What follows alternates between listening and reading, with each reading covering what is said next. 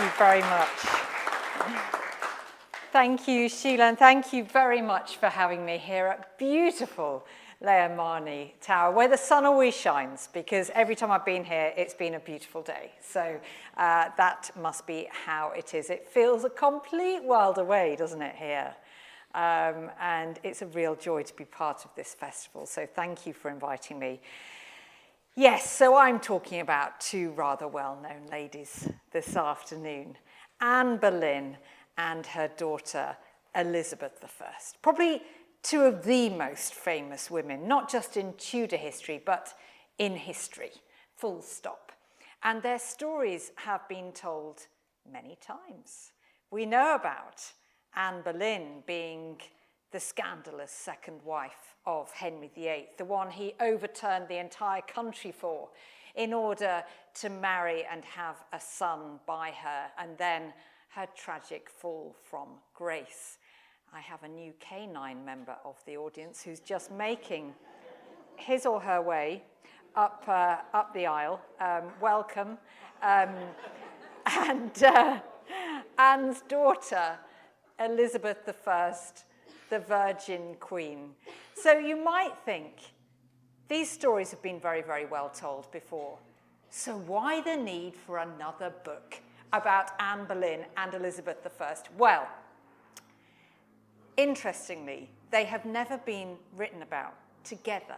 Their relationship has never actually been studied in any depth, and there's a good reason for that. Elizabeth was only 2 years and 8 months old by the time of her mother's execution in 1536. So the assumption has been Anne could have had little impact on her young daughter. And also, when you read Elizabeth's speeches, they're all about her father, Henry VIII. She comes across as a real daddy's girl and doesn't mention her mother that much by comparison. But you need to look at Elizabeth's actions more than her words. They tell us just how much Anne Boleyn meant to her daughter, who spent her life, her long reign, trying to rehabilitate her mother's shattered reputation. Well, the idea for this book actually first occurred to me, I think it's now almost 15 years ago, when I was writing my book, Elizabeth's Women, about all of the women who influenced the famous Virgin Queen. Well, Anne Boleyn could only take up a chapter of that book. Of course, I had about 50 other women to write about. And I found out enough during that research to convince me it was just the tip of the iceberg. There was a lot more to say about this relationship. And I always meant to go back and research it, write about these two in depth. And then, probably about 3 years ago, I was at work at Hampton Court, and I was walking along the so-called Haunted Gallery, named after the ghost of Catherine Howard, wife number 5, who is said to run screaming along the gallery at certain hours of the night. I've never heard her or seen her myself, but we love a good ghost story at Hampton Court. And at the end of the Haunted Gallery, I stopped in my tracks because I saw that there had been a slight reorganisation of the pictures. And as you can see, mother and daughter right at the end of the Haunted Gallery, and it sent shivers down my spine. I think they're trying to tell me something, I thought. And so that really spurred me on to go back and research their story. And I have to say, I think I've written 15 books now, and this was my favourite to research. It was a complete journey of discovery. We might know Anne Boleyn's story quite well, but I think we do need to rehearse it in order to understand her relationship with her daughter. So she was one of 3 surviving children born to Thomas Boleyn, a very ambitious, successful member of Henry VIII's court, and his wife, Elizabeth. And the 3 Boleyn children were raised primarily at beautiful Hever Castle down in Kent. And of the 3, Mary, Anne, and George, by the way, we don't know the ages of each for certain, the order in which they were born. But of those three, Anne, from a very early age, showed the most promise. She was described as being exceptionally toward. So her father, Thomas, really invested in Anne. He spotted her potential. And when she reached the age of just 12, he secured a quite dazzling opportunity for her when he managed to get Margaret of Austria, regent of the Low Countries, the Netherlands, to agree to take Anne into her household. Thomas had met Margaret whilst on a diplomatic mission for Henry VIII. As soon as the 12-year-old, or so, Anne, arrived in Margaret's court, she made a favourable impression. Margaret doted on this little Boleyn girl. She called her La Petite Boleyn, or the little Boleyn. She was quite small in stature, and she entranced everybody. And Anne received an education like no other in this very cultured court, absorbing all of the ideas, the art, the languages. But she didn't actually stay for as long as her father had intended. And that was thanks to events back at the court of Henry VIII. The king had decided he was no longer friends with Margaret, and he changed his allegiance to France. So he made a new alliance with France in 1514, the year after Anne had arrived at Margaret's court, and she was duly shipped off to France instead. And she remained there for several years in the service of Queen Claude, the consort of Francis I. But the woman who Anne became closest to in France wasn't Claude, but the French king's sister, who you see there on the right, Marguerite of Navarre. You might say the power behind the throne. She was quite a formidable force in the French court. Very sharp mind, very well read. She was interested in all sorts of ideas, but particularly in religious reform. She was one of a growing number who believed the Catholic Church was ripe for reform, that there was corruption and abuse, and she influenced Anne with these ideas. Anne became something of a religious radical during her years at the French court. And she also was introduced by Marguerite to the writings of Christine de Pizan, who you see in the centre there. Now, Christine, I think we would call her an early feminist, if that term wasn't anachronistic at the time, because she was putting forward ideas that were quite shocking to her contemporaries, such as women were capable of sensible thought, and they were also capable of wielding authority over men, over society. And we see Christine in the centre there, lecturing a room full of men who I think don't look particularly happy about it. So these ideas really shaped Anne Boleyn, so that by the time she finally returned to England, 9 years after leaving, in 1522, she stood apart from the other women of Henry VIII's court, where her father, of course, had secured her a position. She had literally a je ne sais quoi from her years in France and then earlier in the Low Countries. I think she likely spoke with a slight French accent. I don't know if I'm the only fan of the BBC's Wolf Hall adaptation here with the brilliant Claire Foy playing Anne Boleyn, and she absolutely, I think, gets that accent spot on with Cromwell, as she says, instead of Cromwell. But more than that, she had charisma. She had this self-confidence that drew men in particular to her, because she wasn't seen as a conventional beauty. She had swarthy skin, olive skin, when pale skin was favoured. She was dark-haired. Her bosom was not much raised, as one courtier noted, but she had beautiful dark eyes that invited conversation. I do think, though, her real appeal was her charisma. Well, Henry VIII himself didn't immediately notice this new arrival from the French court. It took him 4 years, actually, to really see what everybody else was seeing in Anne Boleyn. But let's just say he made up for lost time once he had fallen in love with Anne Boleyn, besieging her with love letters. And we still have 17 of Henry's love letters to Anne Boleyn. Interestingly, they are now in the Vatican archives in Rome. Therein lies another story, I think. And these love letters read as if they've been written by a lovesick teenager.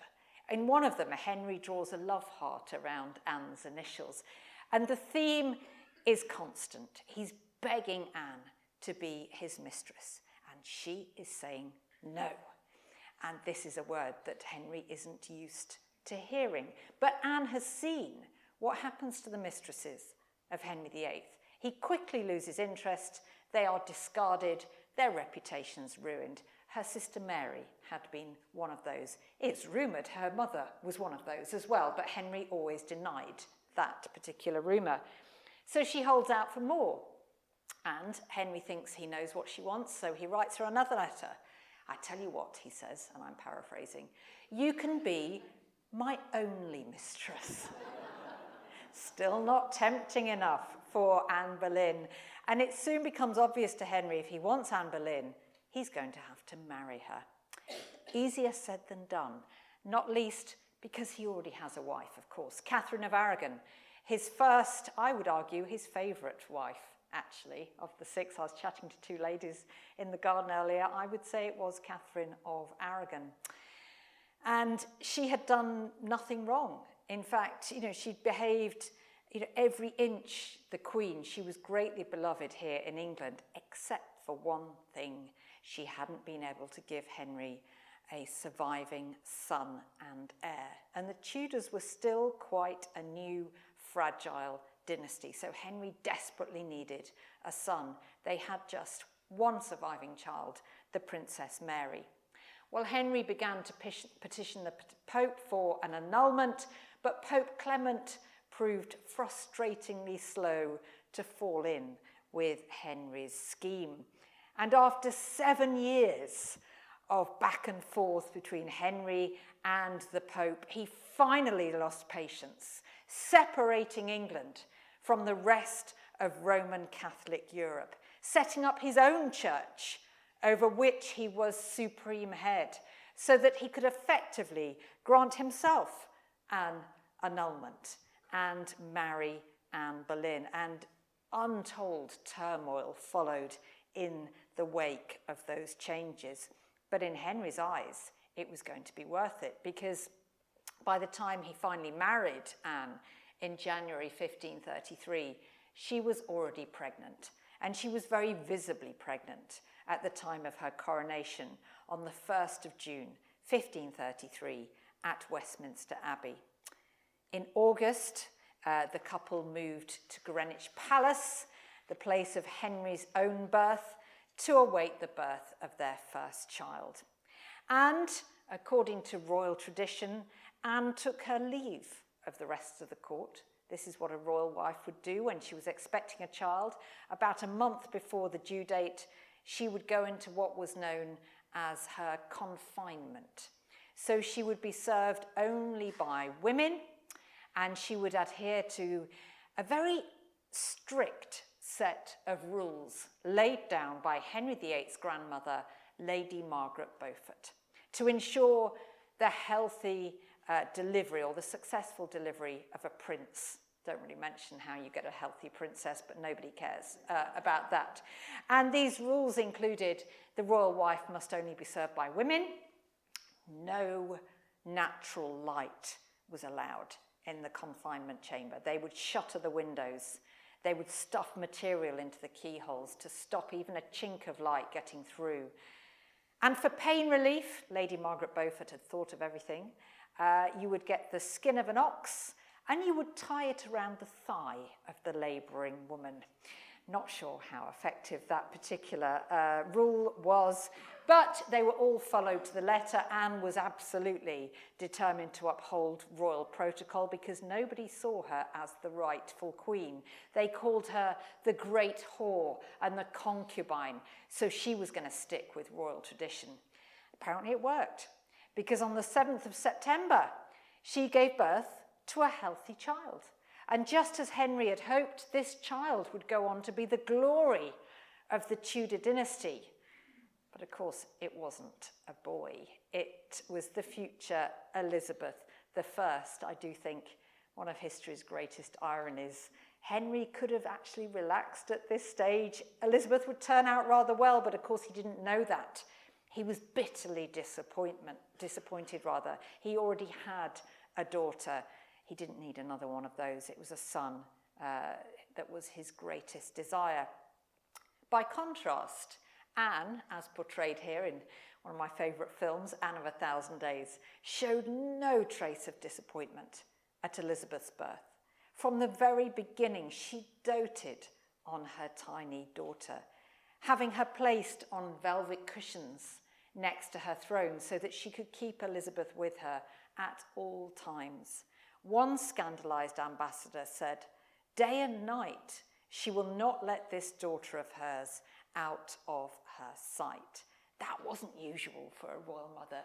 You know, immediately an infant would be packed off to a team of wet nurses and other nursery staff, barely seeing their mother. Not so with Anne Boleyn and Elizabeth. But there was nothing Anne could do to prevent the inevitable separation when a royal child at the age of just 3 months would be sent away to be raised in a completely separate household, away from their royal parents at court. And Elizabeth followed this tradition. She was sent to Hatfield Palace, north of London. Anne knew she could do nothing to stop this, but she was at least determined to appoint every one of the 50 servants who went with this 3-month-old baby. And therefore, Hatfield was stuffed full of Boleyns, of Boleyn associates, of people who Anne could trust to really keep her maternal influence over her daughter going.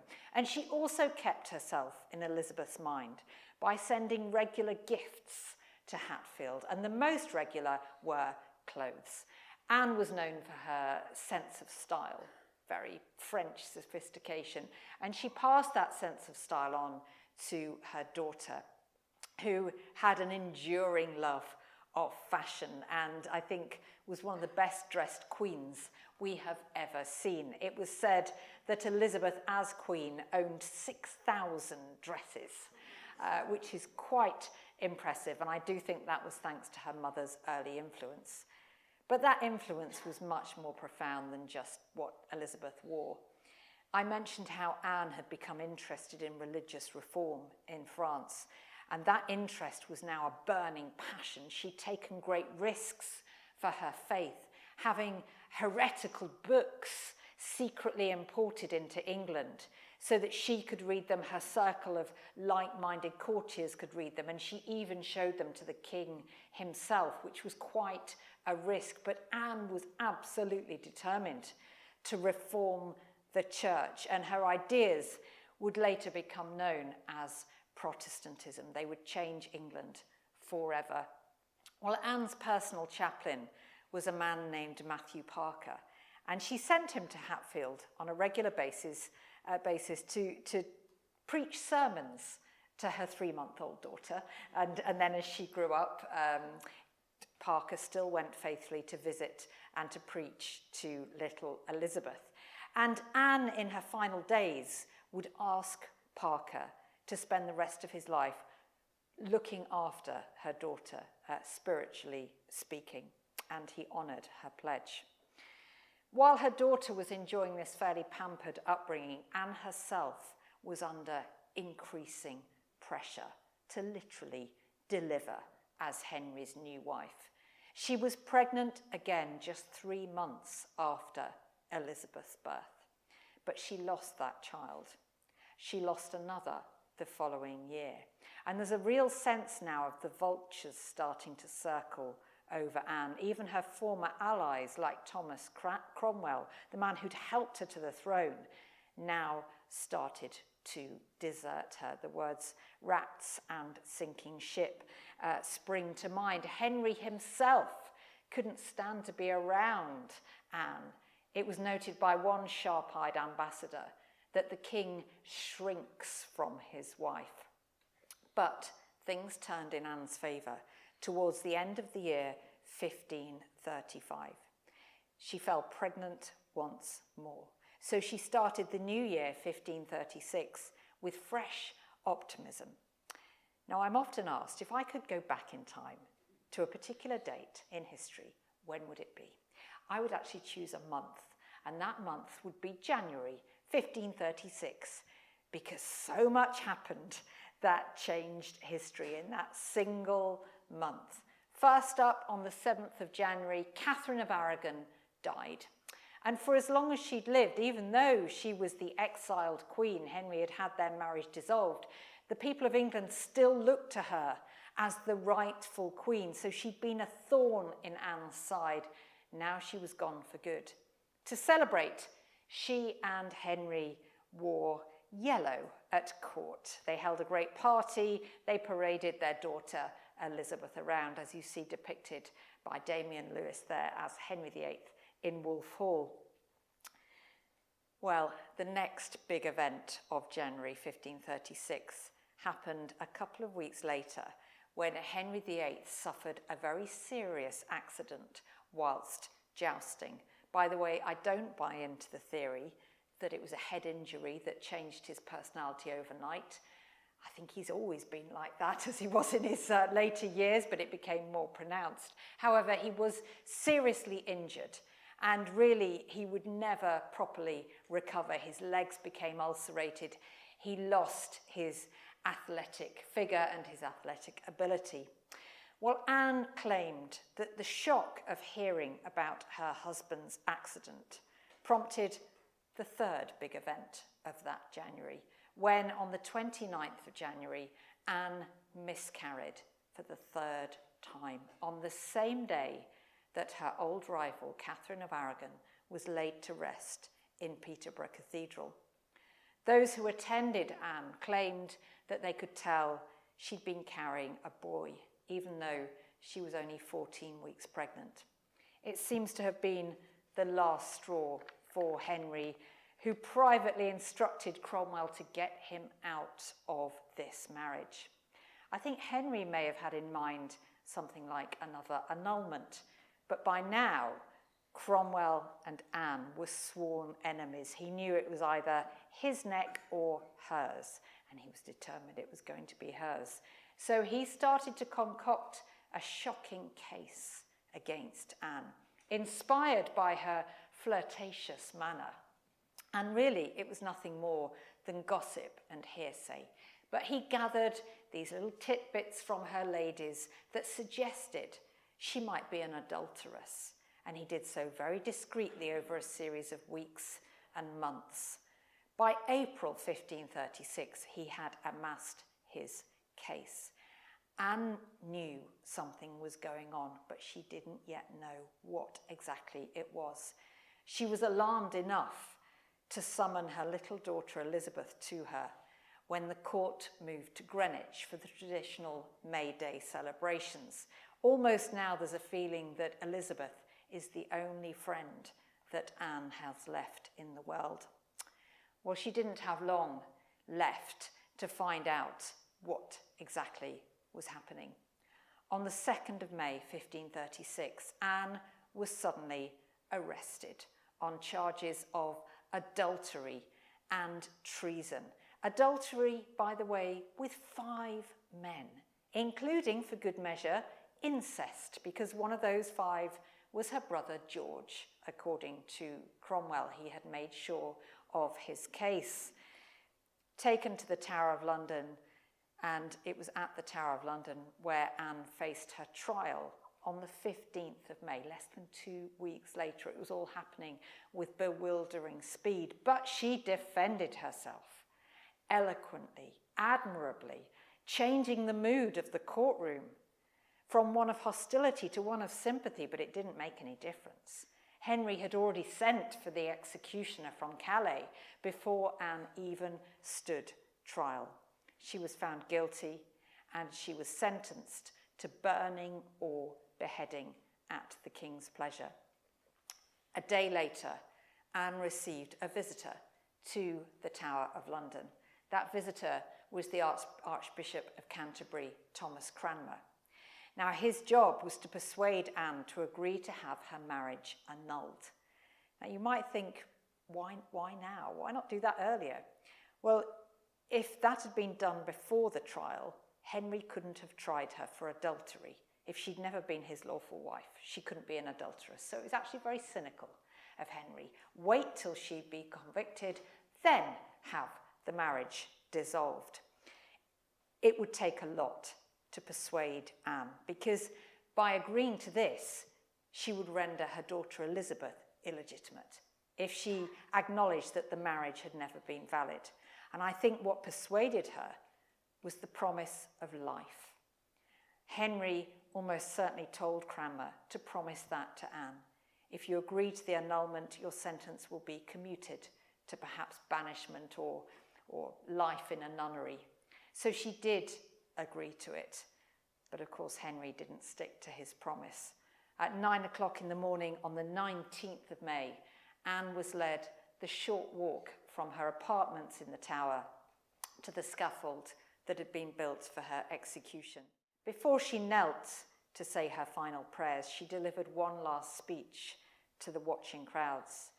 Now, you might imagine Anne Boleyn, famously very feisty, very outspoken woman. She's going to let rip now against Henry for serving this injustice on her. Not a bit of it. She praises him as a just, a merciful, a kind prince. Why on earth does she do that? For her daughter Elizabeth. She wants Henry to look kindly on their daughter. And you find this with scaffold speeches. People rarely criticise the monarch when they're facing death, because they want them to be nice to those they leave behind. But Anne did add one cryptic line to her speech. She said, "If any person shall meddle of my cause, I require them to judge the best." In other words, if anybody in future looks at what has happened here today, I hope they will come to the right conclusion as to whether I was served justice. It was almost like an open challenge to her daughter Elizabeth. Don't believe the rumours about me. Look into my case carefully and make up your own mind. And Elizabeth would certainly do that. But Elizabeth was now in dire straits. She was illegitimate, thanks to her parents' marriage being dissolved or declared unlawful. She was also, of course, motherless, but not without a stepmother. Henry sorted that one out pretty quickly. Just a day after Anne's execution, he was betrothed to wife number 3, Jane Seymour, the one who would finally succeed in giving him a son. A year later, she gave birth to the future Edward VI. And thus, Elizabeth was moved even further from the throne. She was sent away from court straight after Anne's execution, and Henry seems to have all but forgotten his younger daughter. In fact, the next we hear of her is her lady mistress writing to Cromwell and begging for new clothes for Elizabeth, who has outgrown all of those that her late mother had sent her. Her childhood did become a little more settled thereafter. She spent time with both of her half-siblings, her baby brother Edward and her older half-sister Mary. And thanks to her mother, she had some very faithful attendants, women who had served her from the beginning, from that age of 3 months when she'd first been sent away from court. And 2 in particular were close to her. Blanche Parry, on the left there you see her memorial at Bacton Church in Herefordshire. She was Elizabeth's childhood nurse and would serve Elizabeth until she was more than 80 years old. She died in service. Likewise, Cat Astley, Elizabeth's governess, very close to Elizabeth, quite close in age, more like a playmate than a governess, another Boleyn appointee. And thanks to her father, Elizabeth was never short of stepmothers. Jane Seymour died a few days after giving birth to that precious jewel, the son Edward. She was replaced later by my own personal favourite, I have to say, of the six, Anne of Cleves, who has gone down in history as the ugly wife. Can we just take a moment to reflect Henry was no oil painting by the time he married her in 1540. He didn't like the look of her. She quickly agreed, some would say too quickly agreed, to an annulment and was rewarded with 5 palaces, £20,000 a year, the status of the king's sister. And best of all, she didn't have to live with Henry VIII. So that's why she's my favourite of the 6. I think it was Anne who became very close to Elizabeth, who taught her the value of pragmatism. Sometimes it's best just to go with the flow. Don't necessarily stand on principle, as the likes of Catherine of Aragon had done. The next stepmother really saw an uplift in Elizabeth's fortunes because she was a Howard, Catherine Howard, and the Howards and Boleyns were close relatives. Elizabeth's grandmother, Elizabeth Boleyn, was a Howard. So things looked up. Elizabeth was welcomed back to court, but of course it was all too brief because Catherine, like Elizabeth's mother, would be condemned and executed for adultery. Unlike Anne, she was almost certainly guilty. Elizabeth was then 8 years old, and she swore, from the day of Catherine Howard's execution, I will never marry, and she meant it. Her final stepmother, Catherine Parr, was the one Elizabeth was probably closest to, and she introduced Elizabeth to a number of new literary works, of religious ideas, and amongst the books that she gave Elizabeth were those by a certain author who was associated closely with Elizabeth's mother, Anne, Marguerite of Navarre, if you remember Anne's companion in the French court. Towards the very end of Henry's reign, he commissioned this beautiful painting, The Family of Henry VIII, to celebrate his dynasty. You see him there seated in the centre with his son Edward on his right and his long-dead wife Jane Seymour on his left. I think I'd have been a bit miffed if I'd been Catherine Parr and seen that I'd been painted out because I wasn't the wife that counted. It was Jane Seymour. Outside the pillars, to emphasise the fact they're illegitimate, on the left, the Princess Mary, daughter of Catherine of Aragon. On the right, the Princess Elizabeth, who chose to wear this around her neck for the portrait. It is her mother's A pendant. She's now almost a teenager, and I think this is a little bit of rebellion. She knows full well her father doesn't want any mention of Anne Boleyn. He hates to be reminded of her, and she was taking quite a risk, therefore, in wearing her mother's necklace when she sat for this painting. But she seems to have got away with it. In fact, Henry may not have even lived to see the finished painting. He died in 1547, and with unseemly haste, his last wife, Catherine Parr, married again. She really ought to have stayed in mourning for about a year, but after a few weeks, she married the man she'd wanted to marry all along, Thomas Seymour, her great love.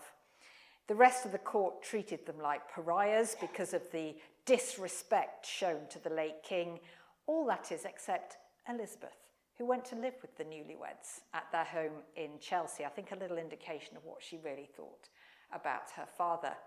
Didn't turn out terribly well for Elizabeth at Chelsea, as you will know if you have been following Channel 4's Becoming Elizabeth drama. Don't necessarily take it without a good pinch of salt, but it's a very good drama, is what I would say. Well, Thomas Seymour proved less of a doting husband than Catherine Parr was a doting wife, and in fact, he very soon became fatally attracted to his house guest, the Princess Elizabeth, who was blossoming into quite an attractive young woman, irresistible apparently to Seymour, who started to visit Elizabeth in her bedchamber every morning before she was up and dressed and tickling her in bed. On another occasion, his wife pinned Elizabeth down while Seymour cut her gown into 100 pieces. Catherine seems to have thought it was nothing more than harmless fun, but she grew suspicious, and ultimately she asked Elizabeth to leave Chelsea. This was a damaging scandal, regardless of what really happened between Seymour and Elizabeth. By the way, I believe Elizabeth really was the Virgin Queen. But it was a scandal that Elizabeth could ill afford. People already called her the little whore, the daughter of the great whore. Now she'd been embroiled in a sexual scandal. It seemed to confirm that. But Elizabeth was ever the mistress of reinvention. After the Seymour scandal, she went about just wearing black and white, the sort of sober clothes of a godly Protestant maiden, always carrying a prayer book in her hand, as you see there on the left. Her Protestant faith had been inspired by her mother, but it set her on a collision course with her half-sister Mary, a staunch Roman Catholic, and Mary came to the throne in 1553. Just a year later, there was a rebellion against Mary, aimed at putting Elizabeth on the throne. Elizabeth was almost certainly innocent of involvement, but Mary suspected her, and she ordered that she be taken to the Tower of London. Can you imagine the terror for Elizabeth, who knew full well this is where her mother had spent her final days, where she'd been executed? She tried everything to avoid being taken to the Tower, including as she reached Whitehall Palace on her journey there, asking for a moment so that she might write to her sister.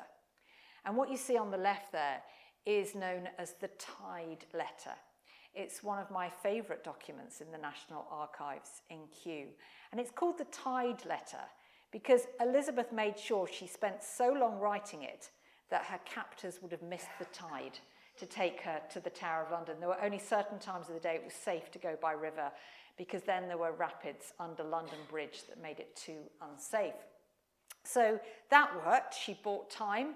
And by the way, you might wonder what those lines are across the last page. That was cleverness on Elizabeth's part as well, because it's quite dangerous to leave a blank space in a letter. Somebody could come along and add something incriminating, forging your handwriting. So yes, it was, if you like, a stay of execution, pardon the pun. They couldn't make it to the Tower that day, but they took her there the next day. And just for good measure, imprisoned Elizabeth in the same rooms that her mother had been kept. They allowed her to exercise, however, as far as the Beauchamp Tower, where some of the men executed for adultery with her mother had been kept, one of whom had etched Anne's falcon emblem onto the stone walls, and you can still see that today. I love the tantalising prospect that Elizabeth might have seen it when she herself was a prisoner. Eventually, Mary had to order Elizabeth's release for lack of evidence, but she waited until the 19th of May, 1554, the anniversary of Elizabeth's mother's execution. Elizabeth never forgot the experience. She'd been so convinced she was going to go the same way as her mother that she'd asked if she too might be beheaded with a sword, just like Anne Boleyn. Against all the odds, Elizabeth did become queen upon the death of her sister, childless, in November 1558. Her new subjects speculated that the first thing that the queen would do would be to have her mother honourably reburied, because Anne had been laid to rest here in the chapel of St. Peter ad Vincula, inside the Tower of London. It was known as the final resting place of traitors. 3 queens of England, by the way, lie buried here. And every 19th of May, the anniversary of Anne's execution, red roses are delivered anonymously to the Tower with the instruction that they be laid on the memorial to Anne Boleyn at the High Altar. And I can tell you, even though I am chief curator at the Tower, I don't know who sends them. If you do, please could you tell me afterwards? I would love to know.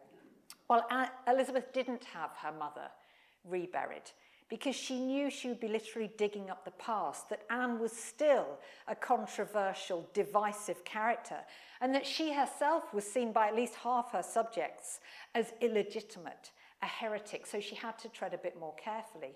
But she didn't always tread so carefully. Very early in her reign, she was presented with a family tree, beautifully illuminated family tree, that I think she probably had commissioned herself.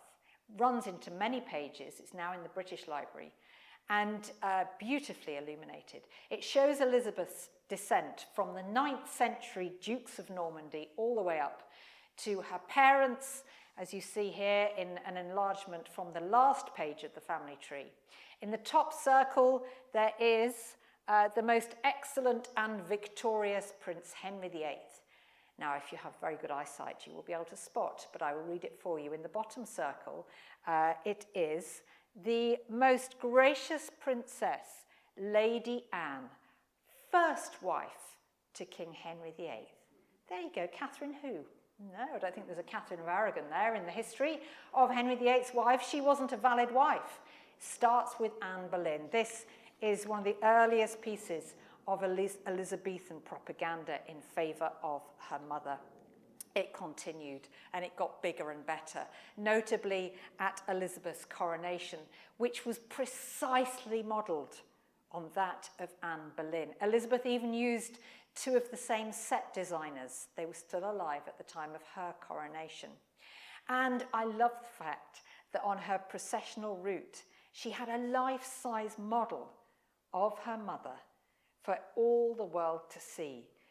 The message was clear. My right to the throne comes from Anne Boleyn, not just from Henry VIII. Well, for Elizabeth, though, it's more actions than words. It's more practicalities than these great shows that really demonstrate her feelings for her late mother. She surrounds herself with Boleyns as queen. It's almost impossible to get a job in Elizabeth's court unless you are related to Anne Boleyn. The likes of Henry Carey, you see there on the left, become among Elizabeth's most intimate advisors. Henry Carey, son of Mary Boleyn, Anne's sister, so a cousin of Elizabeth. And then in the centre there, Charles Howard. I've already mentioned the Howards and Boleyns being close kin. He becomes a close advisor. The gentleman on the right isn't kin with the new queen, but his name is Henry Norris. That might ring a bell. The elder Henry Norris had been one of the 5 executed for adultery with Anne, and the only one of the 5 to speak out in her defence from the scaffold. Elizabeth made it very clear that's why she honoured and promoted his son and namesake. In her privy chamber as well, which was staffed only by women, again, the Boleyns dominated. In the centre there, Catherine Carey, Mary Boleyn's daughter, and possibly Henry VIII's daughter. If you look at the dates of their affair, the date of Catherine's birth pretty much matches up. So she might actually have been Elizabeth's half-sister, not just her cousin. On the left there, Catherine's daughter Lettice was also promoted. And on the right, Henry Carey's daughter, Catherine Carey. Of all the women at court, she would go on to be perhaps what could be described as Elizabeth's best friend. She served her for the rest of her life.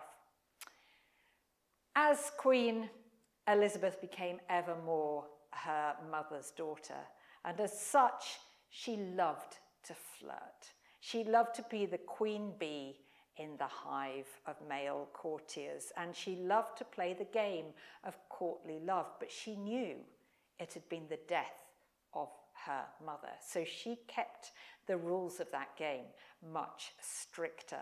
And even though she was undoubtedly close to favourites such as Robert Dudley, whom it was rumoured she would marry, whom it was rumoured she'd had several children by, she kept those rules very, very clear indeed. She was determined to win the game of courtly love that had killed her mother. She inherited her father's palaces, some of which still bore the occasional trace of her mother. Henry's carpenters might be forgiven for missing the occasional H&A. They had their work cut out to keep up with the latest wife and honouring her with initials during his reign. And in the Great Hall at Hampton Court, you will see top right there an intertwined H&A for Henry and Anne.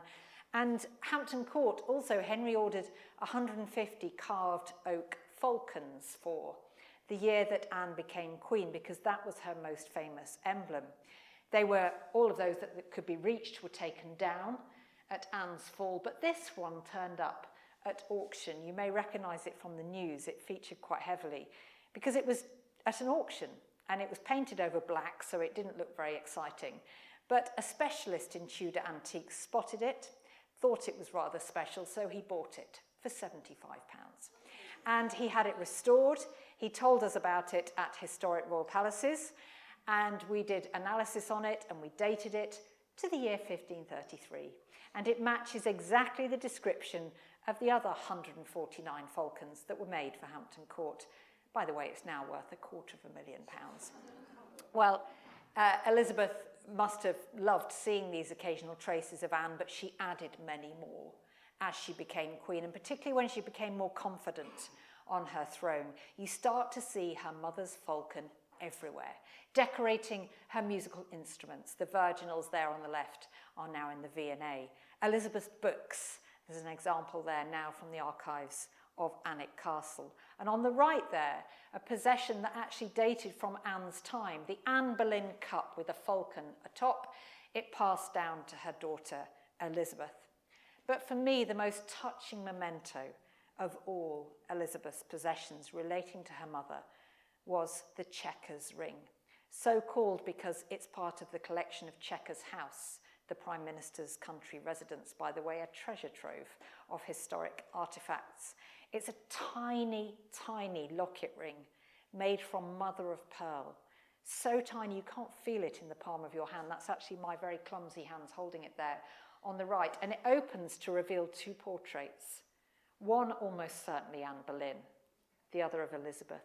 Almost certainly, well, the hair is light, but when you look at it through a microscope, you see flecks of dark enamel that have probably worn off over the years. Otherwise, it's the spitting image of Anne. When closed, it just looks like any other ring Elizabeth had. It has her initials on the front. Only she would have known what lay beneath. And this was her most treasured possession. She kept it with her until the day she died. She also honoured Anne's other emblems, notably her armillary sphere, which you can see there. I'll just point it out. The armillary sphere is a chart of the solar system. It was Anne Boleyn's earliest known emblem. You see it in her books of hours at Hever Castle. And it features here in this portrait of Elizabeth, the famous rainbow portrait, painted when she was in her late 60s. You wouldn't know it, would you, from this painting? She never tends to age in her paintings. I think I would do the same if I was Elizabeth. And you see there above the serpent's head, her mother's emblem, beneath the serpent dangling from its mouth, a love heart. Elizabeth's courtiers were quick to cotton on to this. If you want to get ahead, flatter the Queen's late mother. They start to display Anne's emblems too.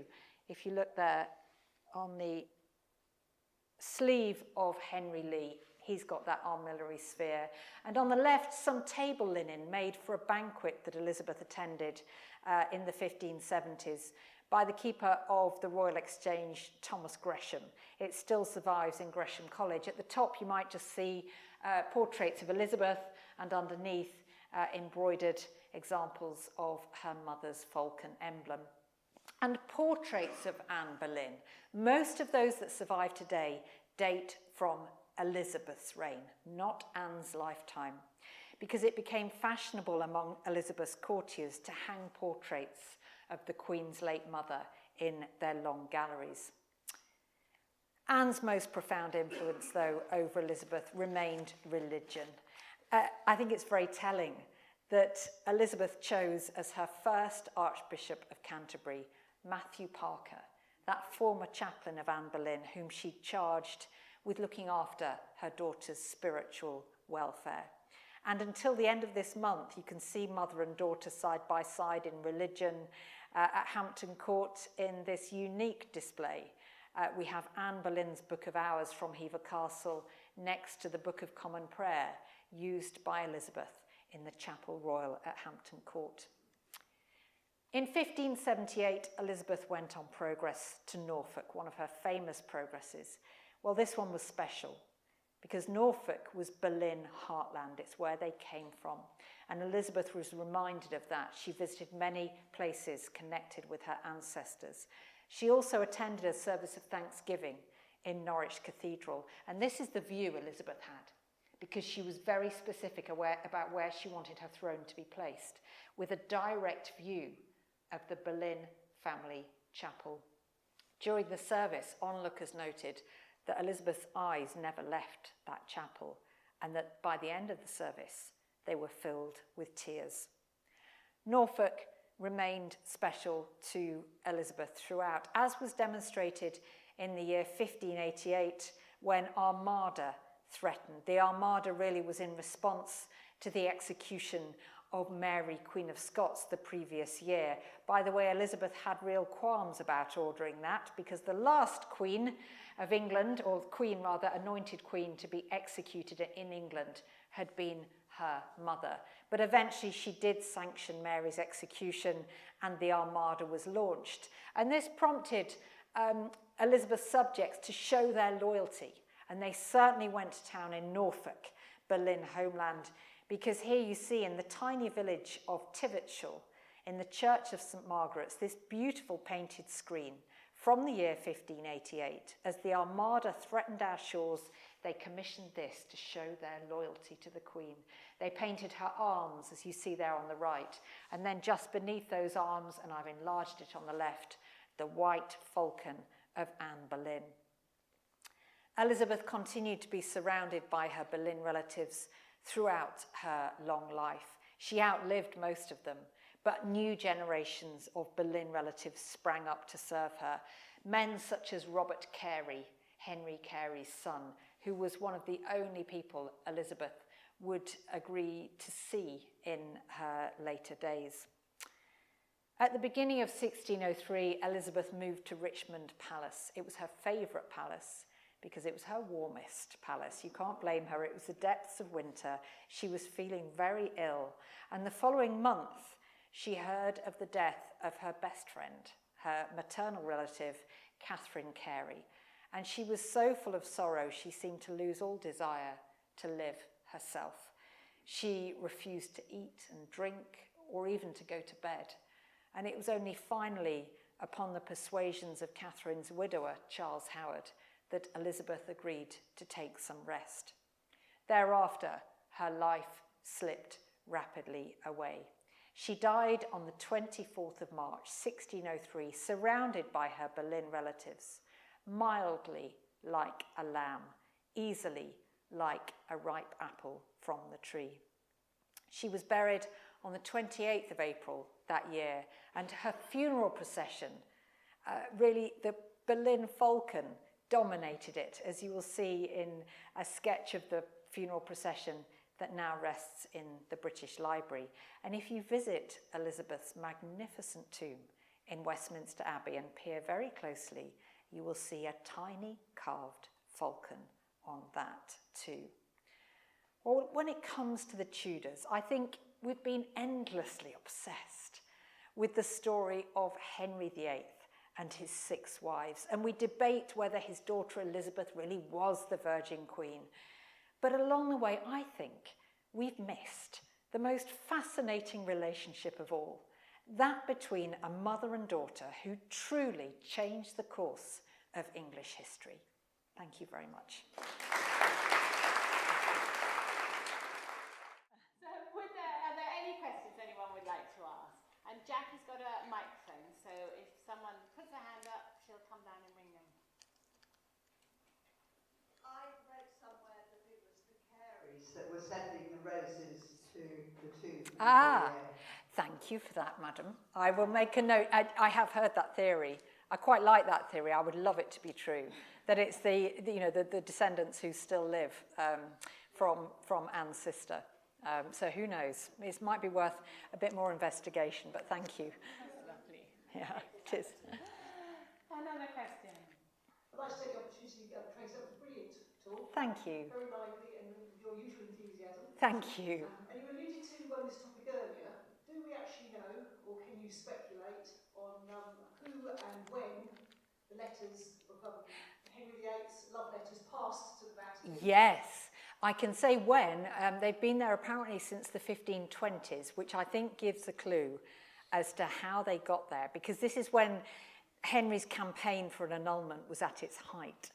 And the theory that I find most convincing is those letters were stolen by a supporter of Catherine of Aragon, maybe the ambassador Chapuis or one of his associates, and sent to the Pope, because they don't put Henry in a very good light as a faithful husband. They're not going to really persuade the Pope to agree to his annulment. But they've been there ever since, 500 years later. Somebody asked me in a talk, actually, why don't we get them back? But if you start to open that can of worms about where certain historic artifacts ought to live, I think it's probably best that they just stay in the Vatican. Yes, I'd certainly like to hear what that later this is. Thank you. And you probably answered this question before, but where are you on Anne Boleyn's date of birth? Yes, so the two most popular dates of birth cited, as I'm sure you know, for Anne Boleyn are 1501 and 1507.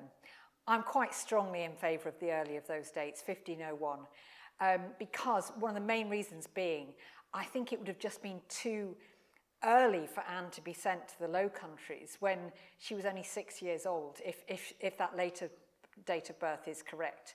I do think 1501 is much more likely. Girls of sort of 12 and 13, that's typically when they would begin a kind of court career. It's often when they got married. So that suggests the earlier birth date for me. Thank you.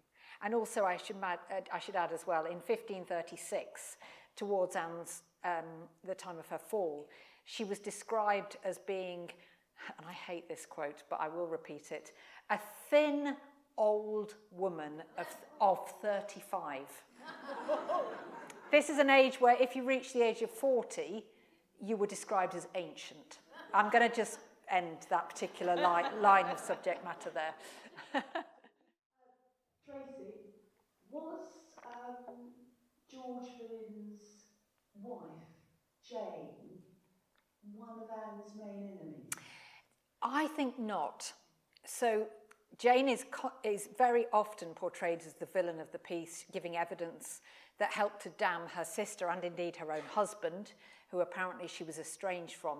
But for a start, we don't know that there was an estrangement. We just know that they didn't have children. So the common assumption is George Boleyn was gay. That's a very common theory, but certainly that they didn't get on.